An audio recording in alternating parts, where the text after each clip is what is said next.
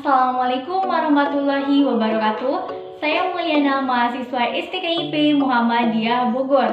Pada kesempatan ini saya akan menjelaskan materi komunikasi organisasi dengan judul sifat informasi dalam komunikasi organisasi.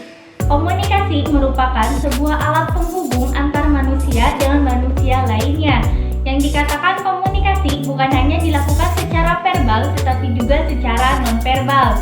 Komunikasi dilakukan untuk mencapai tujuan antara lain memberi dan mencari informasi, mengajak individu lain melakukan apa yang kita inginkan atau mempersuasi dan sebagainya.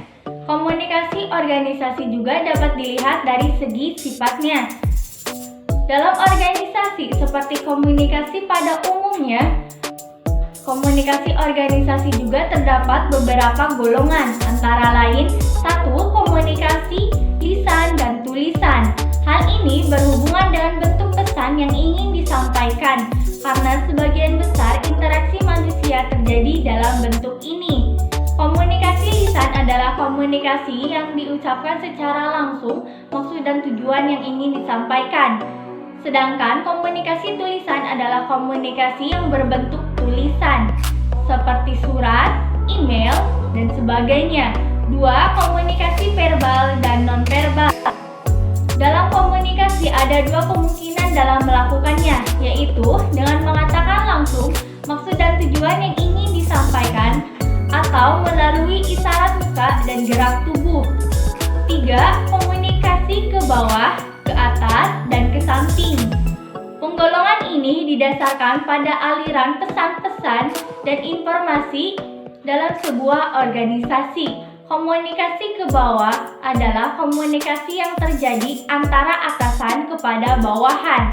Sebaliknya, komunikasi ke atas adalah komunikasi yang terjadi antara bawahan kepada atasan. Sedangkan komunikasi ke samping adalah komunikasi yang dilakukan antara karyawan yang setara dengan jabatannya.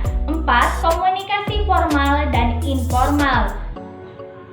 Penggolongan ini didasarkan pada gaya, tata krama, dan pola aliran komunikasi dalam sebuah perusahaan. Komunikasi formal adalah komunikasi yang terjadi di antara karyawan melalui garis wewenang yang telah ditentukan oleh manajemen dan menjadi tanggung jawab manajemen untuk menciptakan kondisi menyenangkan dalam bentuk ini. Sedangkan komunikasi informal adalah komunikasi yang dilakukan tanpa memperhatikan struktur yang ada. Dan yang kelima yaitu komunikasi dua arah dan satu arah. Komunikasi adalah proses pertukaran informasi.